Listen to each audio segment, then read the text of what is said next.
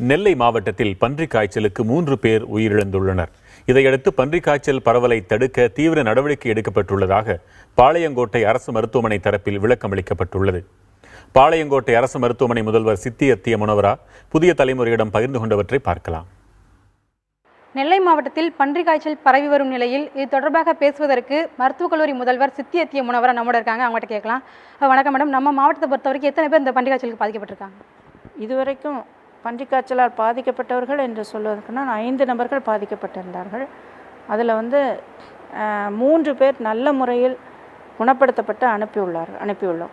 மற்றும் 2 குழந்தைகள், ஒரு வயது முதியவர், இவர்கள் தான் பன்றிக் காய்ச்சல் இன்றைக்கி பாதிக்கப்பட்டு இறந்துள்ளார்கள். மற்ற அனைவரும் நல்ல முறையில் ட்ரீட்மெண்ட் செய்யப்பட்டு, மற்ற 3 நபர்கள் நல்ல முறையில் ட்ரீட்மெண்ட் செய்யப்பட்டு வீட்டிற்கு அனுப்பியுள்ளார்கள். இன்று நலமாக இருக்கின்றார்கள். தடுக்கிறதுக்கு என்ன மாதிரி தடுப்பு நடவடிக்கைகள் எடுத்துகிட்டு வரீங்க? தடுப்பு நடவடிக்கைகள் என்று சொல்லும் பொழுது துணை இயக்குனர், இணை இயக்குனர் இவர்கள் மற்றும் அனைத்து ப்ரைவேட் ப்ராக்டிஷனர்ஸ் இவர்களுக்கெல்லாம் ஒரு அவேர்னஸ் ப்ரோக்ராம், தொடர் நிகழ்ச்சியாக அவேர்னஸ் ப்ரோக்ராம் நாங்கள் போன மாதத்திலிருந்தே எவ்ரி வீக் நாங்கள் செய்து கொண்டு வருகிறோம்.